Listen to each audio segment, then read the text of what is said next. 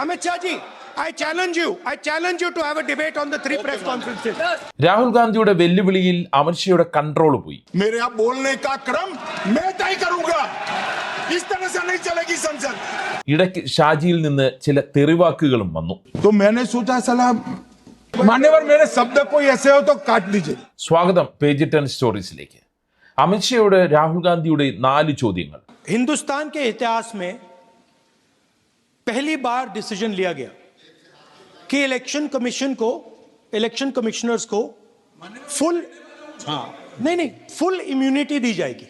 ठीक है, ये है ना, इसका जवाब भी दें. इसका पीठ में खत्म नहीं किया सर. इसके पीछे जो थिंकिंग थी वो हमें सबसे पहले बताएं. ഒന്ന്, ഇന്ത്യയുടെ ചരിത്രത്തിൽ ആദ്യമായി തെരഞ്ഞെടുപ്പ് കമ്മീഷന് പൂർണ്ണമായ നിയമപരിരക്ഷ നൽകി. ഇതിന് പിന്നിലുള്ള ചിന്താഗതി എന്തായിരുന്നു? हरियाणा की जहां इन्होंने बात की, इन्होंने एक उदाहरण लिया, वहां पर अनेक उदाहरण हैं. नहीं, वो भी आपने दिया था ना. 19 वो भी आपने दिया था, इसलिए दिया वो भी. 19 लाख वहां पे फेक लोग वो उदाहरण आपने दिया था, इसलिए उसका जवाब दिया. और ये भी हमें बता दीजिए. 2, ഹരിയാനയെ കുറിച്ച് സംസാരിച്ചപ്പോൾ ഒരു ഉദാഹരണമാണ് നിങ്ങൾ എടുത്തത്. അവിടെ ഒരുപാട് ഉദാഹരണങ്ങളുണ്ട്. അവിടുത്തെ 19 ലക്ഷം വോട്ടുകൾ വ്യാജമാണ്. Actually, let us have a debate on my press conference. Let us go. Let us have very good idea. Let us have a debate on my press conference. Okay. Amit Shah ji, I challenge you to have a debate on the three press conferences. 3, എന്റെ പത്രസമ്മേളനത്തെക്കുറിച്ച് നമുക്കൊരു ചർച്ച നടത്താം. അമിത്ഷാജി, ഞാൻ നിങ്ങളെ വെല്ലുവിളിക്കുന്നു. എന്റെ 3 പത്രസമ്മേളനങ്ങളെക്കുറിച്ച് ചർച്ച നടത്താൻ ഞാൻ നിങ്ങളെ വെല്ലുവിളിക്കുന്നു. उत्तर प्रदेश में और हरियाणा में दोनों चुनाव में वोट कैसे देंगे? ये भी जवाब दे दीजिए. 4, ഉത്തർപ്രദേശിലും ഹരിയാനയിലും ചിലർക്ക് വോട്ട് ചെയ്യാൻ കഴിഞ്ഞു. ഇതെങ്ങനെയാണ് നടന്നത്?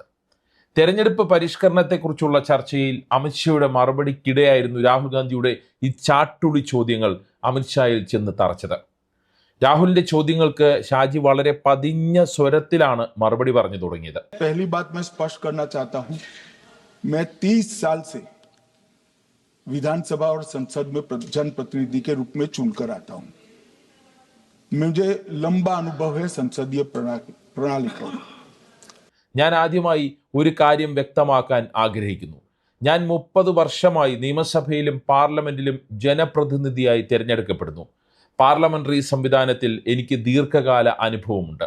विपक्ष के नेता महोदय कहते हैं कि पहले मेरी बात का आप जवाब दीजिए, मैं सुनना चाहता हूं. आपकी मुनसफी से संसद नहीं चलेगी. പ്രതിപക്ഷ നേതാവ് പറയുന്നത് ആദ്യം എന്റെ ചോദ്യങ്ങൾക്ക് മറുപടി നൽകൂ, ഞാൻ കേൾക്കാൻ ആഗ്രഹിക്കുന്നു എന്നാണ്. मेरे यहाँ बोलने का क्रम मैं तय करूंगा. इस तरह से नहीं चलेगी संसद. मान्यवर उनको धैर्य रखना चाहिए.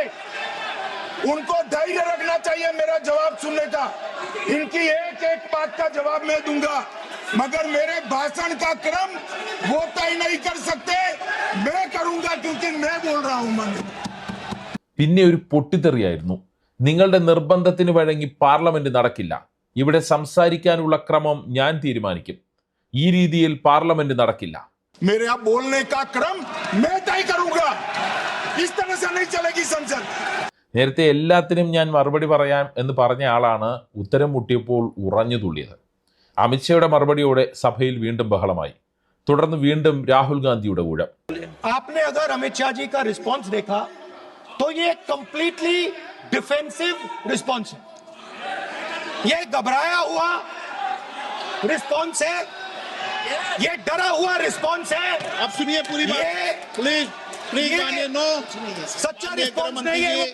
അമിത്ഷാജിയുടെ പ്രതികരണം പൂർണ്ണമായും പ്രതിരോധാത്മകമായ പ്രതികരണമാണ്. ഇത് പരിഭ്രാന്തമായ പ്രതികരണമാണ്. ഇത് ഭയപ്പെട്ട പ്രതികരണമാണ്. ഇങ്ങനെയാണ് രാഹുൽ ഗാന്ധി അതിന് മറുപടി പറഞ്ഞത്. ഇതോടെ അമിത്ഷാജി തടിതപ്പി.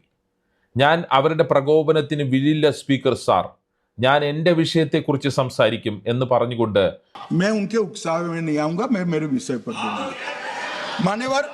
അമിത്ഷാ പതുക്കെ വിഷയം മാറ്റി. ഇല്ലെങ്കിൽ സംഗതി പ്രശ്നമാകുമെന്ന് പുള്ളിക്കാരന് മനസ്സിലായി. അതാണ് സത്യം.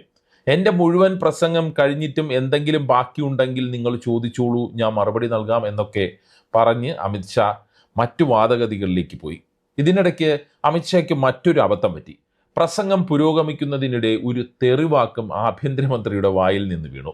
ആ സംഭവം ഇങ്ങനെ. तो मैंने सोचा साला ये चुनाव आयोग कहते हैं कुछ नहीं हो रहा है, कुछ नहीं हो रहा है. ഹിന്ദിയിലെ സാല എന്ന വാക്കാണ് ആഭ്യന്തരമന്ത്രി പ്രയോഗിച്ചത്. വീണ്ടും പ്രതിപക്ഷ ബഹളം. तो ये लोग आरोप क्यों लगा?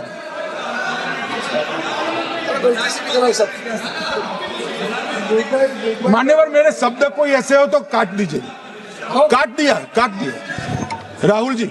താൻ എന്തെങ്കിലും അരുതാത്തത് പറഞ്ഞിട്ടുണ്ട് എങ്കിൽ അത് കട്ട് ചെയ്ത് കളയൂ സ്പീക്കർ സാർ എന്ന് പറഞ്ഞാണ് രംഗം വഷളാകാതെ അമിത്ഷാ കൈച്ചിലാക്കിയത്. രാഹുൽ ഗാന്ധി പുറത്തുവിട്ട വോട്ടുചോരി ആരോപണം വലിയ രീതിയിൽ അമിത്ഷായെ പ്രതിരോധത്തിലാക്കിയിരിക്കുന്നു എന്ന് വ്യക്തമാക്കുന്നതായിരുന്നു ആഭ്യന്തരമന്ത്രിയുടെ പാർലമെന്റിലെ പ്രസംഗം. കോൺഗ്രസ് ആണ് ഇന്ത്യൻ ചരിത്രത്തിൽ വോട്ടുചോരി നടത്തിയത് എന്നതായിരുന്നു അമിത്ഷായുടെ ആരോപണം. തലമുറകളായുള്ള വോട്ട് കള്ളന്മാർ എന്നാണ് അമിത്ഷാ കോൺഗ്രസിനെ വിളിച്ചത്. ഇന്ത്യയുടെ ആദ്യ പ്രധാനമന്ത്രിയെ തീരുമാനിച്ചപ്പോൾ സർദാർ വല്ലഭായ് പട്ടേലിന് ഭൂരിഭാഗം വോട്ടുകളും, അതായത് 28 വോട്ടുകൾ ലഭിച്ചുവെന്നും ജവഹർലാൽ നെഹ്റുവിന് 2 വോട്ടുകൾ മാത്രമാണ് കിട്ടിയതെന്നും എന്നിട്ടും നെഹ്റു പ്രധാനമന്ത്രി പദത്തിലെത്തിയത് ചരിത്രത്തിലെ ആദ്യത്തെ വോട്ട് മോഷണമാണ് എന്നുമൊക്കെ അമിത്ഷാ വാദിച്ചു. 1971 റായ്ബറേലി തെരഞ്ഞെടുപ്പിൽ അന്നത്തെ പ്രധാനമന്ത്രി ഇന്ദിരാഗാന്ധിയുടെ വിജയം അലഹബാദ് ഹൈക്കോടതി റദ്ദാക്കിയത് തെരഞ്ഞെടുപ്പ് കൃത്രിമം നടത്തിയിട്ടല്ലേ എന്ന് അമിത്ഷാ ചോദിച്ചു.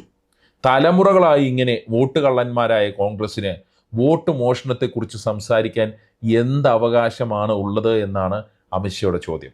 നോക്കൂ, ഇന്നത്തെ കാര്യം പറയുമ്പോൾ പഴയ കാലത്തിലേക്ക് പോകുന്ന അമിത്ഷായാണ് പാർലമെന്റിൽ കണ്ടത്.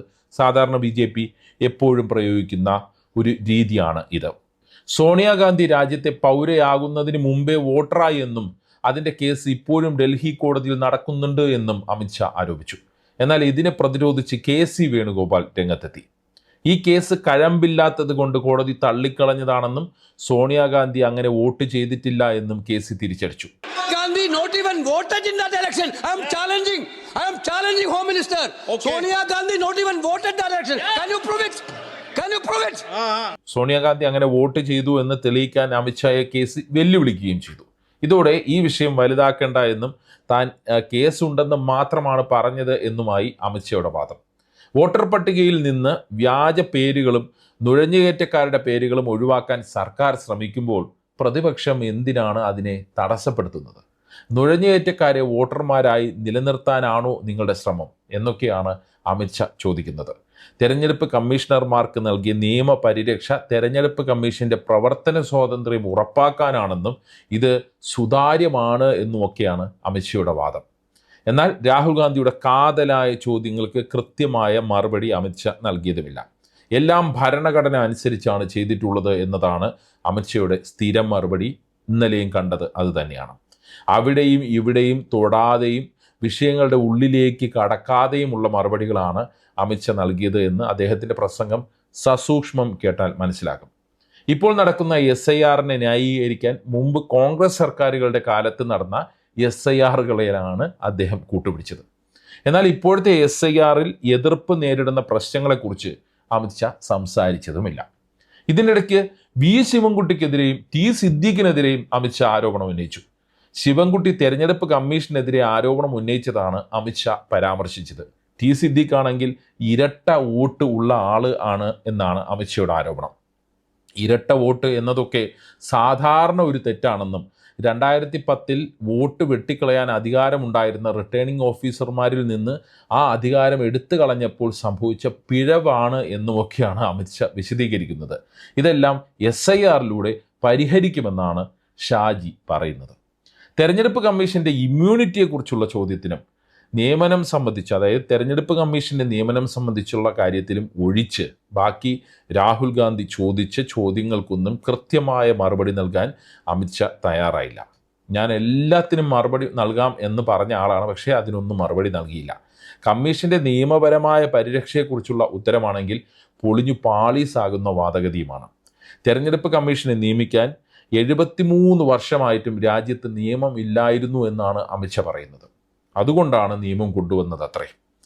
എന്തിനാണ് തെരഞ്ഞെടുപ്പ് കമ്മീഷനെ തെരഞ്ഞെടുക്കുന്ന സമിതിയിൽ നിന്ന് സുപ്രീം കോടതി ചീഫ് ജസ്റ്റിസിനെ ഒഴിവാക്കിയത് എന്ന പ്രതിപക്ഷ ആരോപണത്തിന് കൃത്യമായ മറുപടി നൽകിയില്ല.